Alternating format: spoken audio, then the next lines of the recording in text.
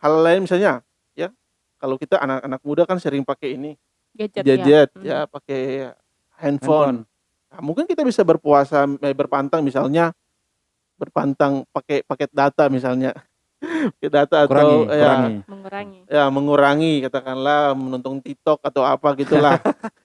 Para Ya, TikTok ya, bisa ya, ya. stres. Ini Berarti bisa lebih ke ya, mati raga ya ya Diakon ya. mati raga.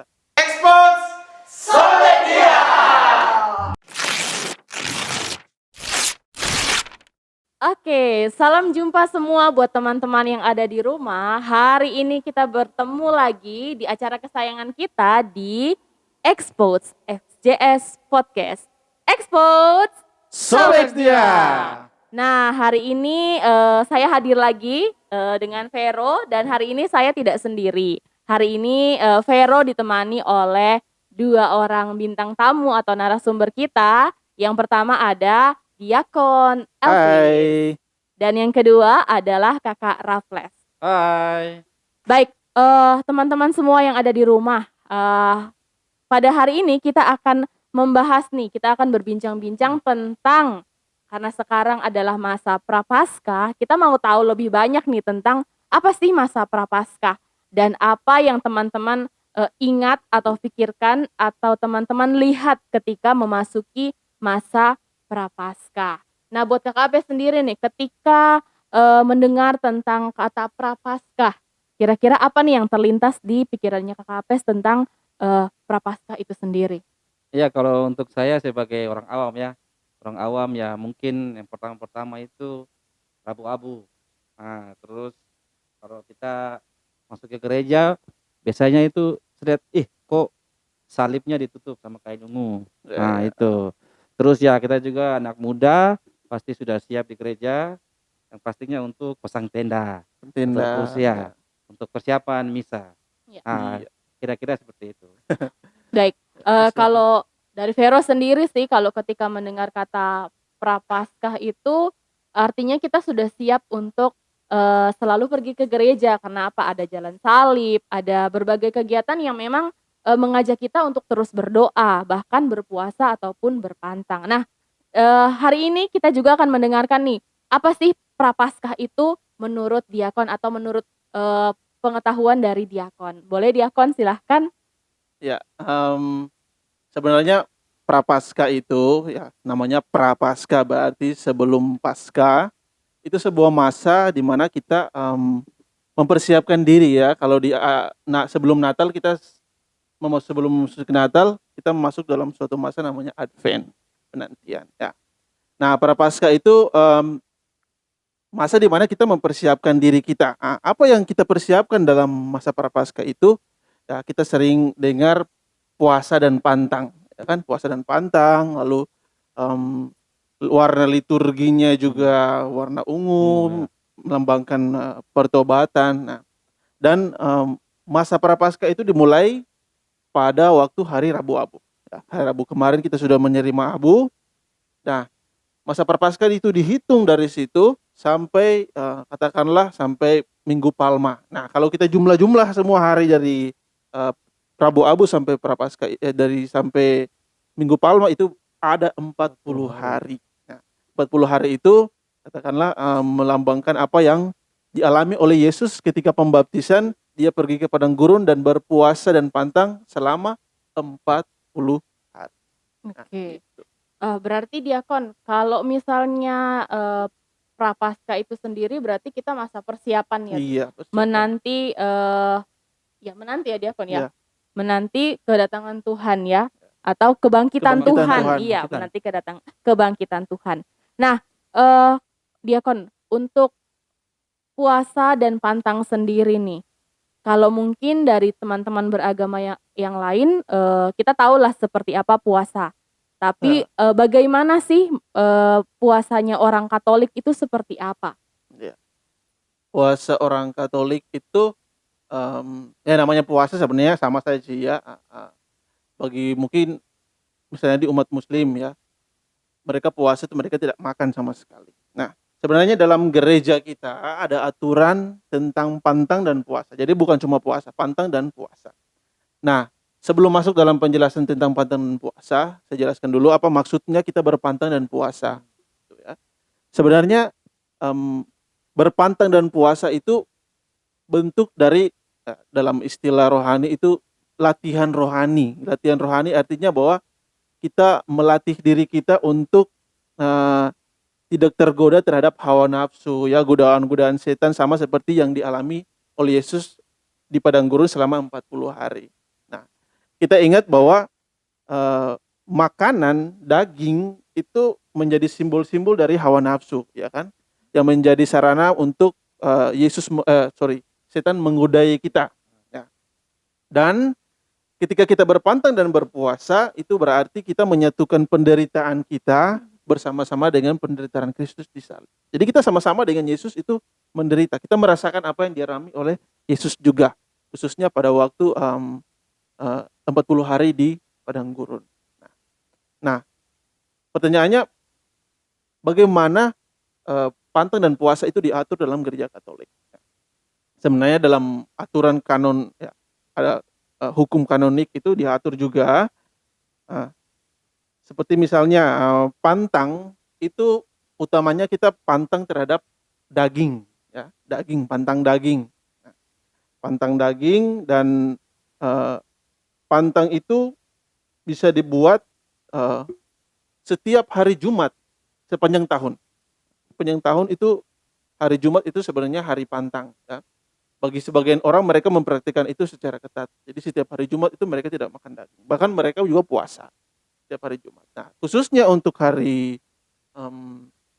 untuk masa Prapaskah, itu setiap hari Jumat dalam masa Prapaskah, hari Rabu tambah hari Rabu Abu dan hari Jumat Agung itu hari pantang. Kita pantang daging. Nah, secara lebih luas sebenarnya pantang itu maknanya lebih luas, ya. Jadi kita bukan saja pantang daging babi atau daging sapi, daging ayam dan lain sebagainya, tetapi kita juga pantang terhadap hal-hal yang bersifat kedagingan, gitu ya. Misalnya kita punya kecenderungan dalam diri kita yang katakanlah sebagai godaan setan, ya. Ada orang yang pantang, misalnya pantang merokok, ya, gitu. Pantang merokok, ya, karena bagi dia, rokok itu sudah daging. Ya, menjadi daging, ya. Kesenangan ya dia. Ya, menjadi kesenangan bagi dirinya dan mungkin menguras waktu dan pikiran dan juga dompetnya. Ya, kita tahu bahwa orang merokok itu pasti banyak pengeluaran lah gitu. Nah, pada masa Prapaskah ini dia berusaha untuk itu, ya. Menahan nafsu. Menahan nafsu. Ada juga yang berpantang, misalnya dia pantang makan garam, lalu hal lain misalnya, ya. Kalau kita anak-anak muda kan sering pakai ini gadget, ya, pakai handphone. Nah, mungkin kita bisa berpantang, misalnya berpantang pakai paket data misalnya.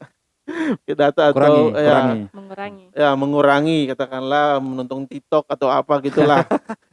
Para TikTok bisa stres. Ini berarti bisa lebih ke mati raga ya dia, ya. Mati raga. Jadi katakanlah seperti tadi saya bilang kan, ini kan sarana untuk latihan, kan, latihan rohani. Nah, sedangkan berpuasa itu puasa dilangsungkan juga pada hari Rabu Abu dan Jumat Agung. Jumat Agung, ya. Bahkan dalam masa Prapaskah itu kita dianjurkan juga kalau boleh kita berpuasa selama masa Prapaskah.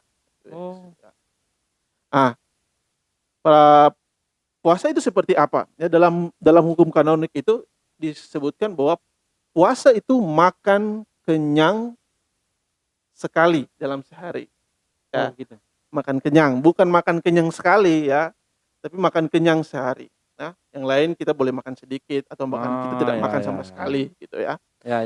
Kadang ini tergantung dari kekuatan kita juga. Saya punya pengalaman, saya berusaha untuk puasa tapi tidak makan, malah jadi pusing dan tidak kuat gitu ya. Kita mengukur kemampuan kita saya sih sebenarnya. Nah, lalu dalam aturannya juga sebenarnya yang wajib untuk berpuasa itu adalah yang berusia 18 tahun sampai dengan 68 tahun, ya. Itu orang yang bisa berpuasa. Ada batasannya juga. Gitu. Lalu ada yang kalau yang berpantang itu usia 14 tahun ke atas, gitu. Itu bisa berpantang. Nah, jadi itu aturan-aturan. Sebenarnya kalau kita bandingkan dengan agama Islam misalnya, puasa kita lebih ringan ya, Ya, dalam betul, konteks betul. makan ya, Iya. kita lebih ringan. Tapi sebenarnya kita punya makna, punya arti puasa dan pantang yang lebih luas sebenarnya, Ya, gitu ya. Seperti tadi saya bilang, kita pantang bukan saja makanan ya. Karena hawa nafsu, godaan itu kan bukan cuma soal makanan makanan, ya, begitu. betul, Hal betul. lain misalnya dalam ya hidup berumah tangga, Kak Hafiz kan sudah berumah tangga Ya, juga ya. Ya mungkin jarang-jarang bukan TikTok, ya, lihat goyang-goyang TikTok dan sering lain ya. sebagainya ya. Ya itu bagian juga dari pantang yang bisa Oh, dibuat. Ya, mungkin hmm. seperti itu tentang pantang dan puasa, aturan. Jadi kalau kita, pantang di gereja Katolik tadi lebih ke, mati raga, lebih Ya, ke mungkin lebih ke suasana doa juga ya, ya Diakon suasana ya? doa juga. Mhm. Ya. Hmm. Kalau Kakak Apes sendiri ada pernah punya pengalaman, di Prapaskah itu untuk puasa atau pantang selama ini? Ya, maksudnya kalau mau jujur ya, Mmm, memang tidak pernah. iya. Istilahnya ya kita apa ya, agamanya KTP aja lah kayak gitu, Ya, mengerti kan? Nah, jadi maksudnya kita belum betul-betul menghayati itu. Iya. menghayati, Ya. taati aturan-aturan tentang Paskah ini. Ya. Nah, tapi ya semoga ke depan semenjak berkeluarga begini ya, mungkin saya bisa berpuasa, Ya. mengikuti ajaran-ajaran gereja lah. Saya boleh tanya tidak, Diakon? Ya, silakan. Nah, terkait, di gereja ya, Ya. masa Prapaskah, biasanya kan kalau kita ibadah biasa, Ya. kita lihat di depan, ya ada bunga-bunga, ada ini, tapi setelah masa Prapaskah ini, kenapa ada kain yang tutup salib? Ya. Dan itu kainnya warna ungu. Nah, Ya. mungkin Diakon bisa jelaskan terkait itu. Ya, sebenarnya liturgi itu sebenarnya diciptakan untuk membangun suasana itu juga ya. Bukan cuma kain yang menutup patung, tetapi juga tidak ada dekorasi Ya, ya. ya, Suasana di depan altar dan gereja itu lebih sederhana gitu ya. Yang melambangkan ya kesederhanaan gitu. Tidak ada kemeriahan ya. Kalau kita kan biasa kalau hari-hari raya biasa atau hari Minggu biasa kan ada bunga-bunga, warna-warni di muka. Sekarang kita warna liturginya dominan warna ungu atau warna yang lebih gelap gitu. Yang sebenarnya membangun suasana dalam gereja yang kita yang mengikuti perayaan itu dalam suasana duka, suka. suasana tobat gitu. Jadi sebenarnya liturgi itu diciptakan untuk membangun itu. Misalnya mendukung suasana yang sebenarnya kita mau bangun gitu. Ya, Gitu. ya, ya. Jadi sebenarnya lebih ke situ sih. Jadi kalau warna ungu sendiri itu di gereja Katolik melambangkan apa, Diakon? Kalau warna ungu itu melambangkan pertobatan. Eee, Pertobatan ada kadang juga bisa kedukaan ya. Kita ingat kalau eee, ibadah pemakaman atau misa pemakaman biasa ditandai dengan biasa warna liturginya warna ungu. Dulu kita pakai warna hitam juga, tetapi kemudian menjadi warna ungu. Masa Tapi, penantian. warna ungu itu kalau tidak salah bukan hanya di gereja Katolik ya, Diakon, Iya, ya? Hampir semua gereja mungkin, ya, selalu menggunakan warna ungu untuk ya, seperti kedukaan. ya, kedukaan itu ya seperti begitu. Warna yang kalau dulu menurut sejarahnya sih sebenarnya ada warna liturginya warna hitam, tetapi kemudian ya sudah warna ungu saja ya kan lebih tidak ekstrim gitu. Kalau warna hitam kita pakai jubah-jubah Ya, hitam gelap, semua kan gelap. ya Gelap. suasananya memang gelap sekali, Heeh. tapi Iya. warna ungu ya. Nanti kita lihat di Minggu Prapaskah keempat itu sama seperti di Advent juga, Advent. itu kita kenal dengan Minggu Letare ya. Warnanya sedikit warna merah muda ya. Jadi itu berarti kebangkitan pesta Paskah itu semakin dekat. Jadi dalam masa Prapaskah ini didominasi dengan warna ungu, lambang pertobatan dan penantian. Persiapan itu ya. Oke. Saya mau tanya nih sama Kakak Apes, Ya, mungkin ada pengalaman yang menarik begitu ketika, memasuki masa Prapaskah, mungkin yang Kakak Apes masih ingat sampai sekarang ketika memasuki masa Prapaskah tuh, apa sih yang paling diingat ketika memasuki masa Prapaskah itu sendiri? ya kalau untuk soal ingat, saya kan istilahnya aktif di gereja. Jadi kalau sudah mulai masa Prapaskah gitu, kita teman-teman muda, orang muda Katolik, biasanya kami dipercayakan untuk membuat, tablo. Tablo ya. Ya, jadi Siap. kita sudah mulai siap-siap main drama. Ya. Jadi, ya saya rasa itu yang paling utama itu. Terus ya setelah itu kita juga ditunjuk sebagai panitia untuk membuat apa ya namanya, telur Persiapan. pasca, Ya. telur Iya, pasca. telur pasca. Kira-kira seperti itu. Pengalaman. Kalau Diakon sendiri paling berkesan nih pas Prapaskah itu apa sih? Ya. Saya sih sebenarnya dari dulu itu saya berusaha untuk mempraktekkan praktek puasa, pantang dan puasa itu dengan secara lebih ketat. Tapi saya ingat waktu masih di Manado itu, saya berusaha untuk setiap hari itu makan 1 kali. Hmm. 1 minggu pertama saya tidak mampu. Nah, itu ternyata saya punya lambung saya tidak kuat. Tidak kuat. Saya tidak kuat untuk sehingga sudahlah, saya seperti yang tadi saya jelaskan, saya malah berpantang dan puasa yang lain gitu. Saya waktu itu punya kebiasaan tidur larut malam gitu ya. Nah, saya berpantang, saya komitmen sudah selama masa Prapaskah saya tidur jam 10. Jadi setelah ini ya sudah, saya tidur jam 10 dan ada manfaatnya, bangun lebih segar dan lain sebagainya.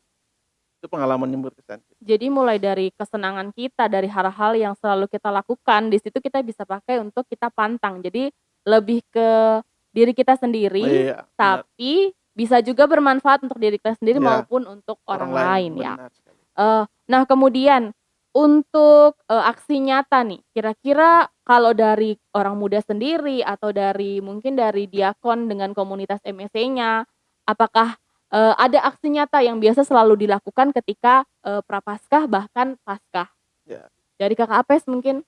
Ya kalau dari anak muda ya kita sering berkunjung ke panti asuhan. Ya. Nah, terus ya buat saudara-saudara kita yang biasanya terkena musibah banjir atau longsor, bisa kami orang muda Katolik itu menyiapkan bama atau pakaian-pakaian layak pakai.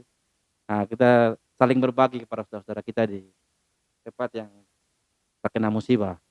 Nah, kalau untuk saya begitu, kalau untuk pribadi ya kita lebih yang dulunya kurang-kurang berdoa. Ya, Apalagi saya sekarang sudah berkeluarga ya. ya. Sudah berkeluarga jadi Doa itu penting, doa rasa penting. doa penting. Nah, karena sudah ada punya anak itu Iya, jadi benar. tanggung jawab semakin besar. Wis. Yang dulunya muda, senang-senang pulang pagi. Saat ini lebih sering dengan keluarga, Iya, anak dan istri. Ada jam-jam tertentu Iya. kami berdoa. Iya. Begitu. mantap. Ya. Kalau dari saya seperti itu. Kalau dari Diakon sendiri Nah. bagaimana nih? Kalau saya sih dari diri saya sendiri ya. Ya. Nah, saya punya kebiasaan tidur siang. Bagus dong Diakon. Ada tidur siang. Ya. Sehat-sehat. Nah, sehingga masa Prapaskah ini saya berusaha untuk tidak tidur siang, istirahat siang maksudnya, tidur siang sih. Istirahat siang, dan saya isi dengan hal lain, misalnya membaca buku atau ya baca buku siang-siang juga. Mungkin Ngantuk kerja ya, apa gitu. Matanya.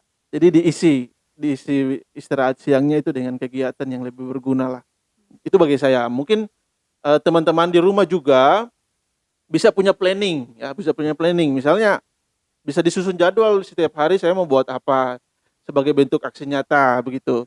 Atau ada kegiatan-kegiatan rutin apa yang dibuat setiap minggu untuk katakanlah sebagai aksi nyata dalam masa Prapaskah ini ya, sebagai kelompok OMK juga misalnya kita bisa buat kegiatan misalnya pendalaman kitab suci atau doa bersama atau kerja bakti dan lain sebagainya. Itu kita bisa buat sih sebenarnya sebagai aksi nyata. Kita tidak hanya menghayati Paskah dan Prapaskah itu sebatas pemahaman kita ya, tetapi juga kita nyatakan dalam aksi-aksi nyata. Kita bisa buat begitu.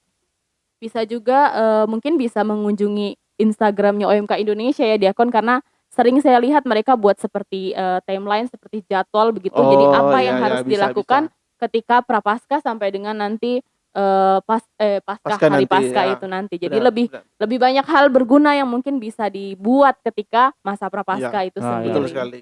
Ya. Baik. Ya, seperti itulah teman-teman, kita punya sharing singkat bersama dengan Diakon dan juga dengan Kakak Raffles. Tapi satu lagi Diakon, saya sebelum penutup, satu yang saya mau tanya itu tentang APP, Aksi Puasa Pembangunan. Ya. Itu kira-kira apa sih yang harus kita lakukan dengan APP itu? Apakah APP itu kita kumpulkan ketika nanti hari Jumat Agung, atau kita mulai sisihkan nih dari sekarang, dari ketika masa Prapaskah itu berlangsung? Ya, APP itu kan teknisnya kan diatur seturut dengan kebijakan keuskupan ya. Jadi, itu biasa diatur dari keuskupan, bisa amplop, biasanya disebut amplop APP ya. Amplop APP-nya biasanya bisa dikumpulkan lalu nanti diserahkan ke paroki dan lain sebagainya. Nah, tetapi biasanya sih kalau APP itu, pendalaman biasanya selain amplop APP ya dalam bentuk kolekte begitu katakanlah, tetapi juga ada pendalaman-pendalaman, ada materi-materi APP ya, yang biasa dikasih ke umat ya dari keuskupan. Biasanya sekarang kebijakannya itu, tema APP itu disusun oleh keuskupan sendiri. Mungkin kita punya juga ada, tapi saya belum dapat. Oke. Baik, terima kasih Kakak Raffles, terima kasih juga Sama-sama. Diakon yang Sama-sama. sudah Sip. luar biasa sekali ya hari ini boleh kita sharing sama-sama untuk mengetahui apa sih Prapaskah itu, apa yang menjadi ciri khas Prapaskah itu. Nah, terima kasih teman-teman semua yang sudah menonton dari rumah masing-masing. Terima kasih untuk dukungannya, untuk supportnya buat kami semua. Nah, jangan lupa untuk like, komen, dan subscribe channel kami di OMK Kristus Juru Selamat Kota Raja. Nah, buat teman-teman semua yang ada di rumah, tetap patuhi protokol kesehatan dimanapun teman-teman berada. Jangan lupa pakai masker, cuci tangan, dan juga jaga jarak. Jangan terlalu banyak berkumpul-kumpul ya di luar ya. Usahakan kita selalu ada di rumah, selalu untuk menjaga protokol kesehatan agar saya jaga ko jaga saya. Jadi kita semua bisa sehat. Oke, terima kasih teman-teman semua. Sampai jumpa di Expose selanjutnya. Tuhan Yesus memberkati. Sampai jumpa.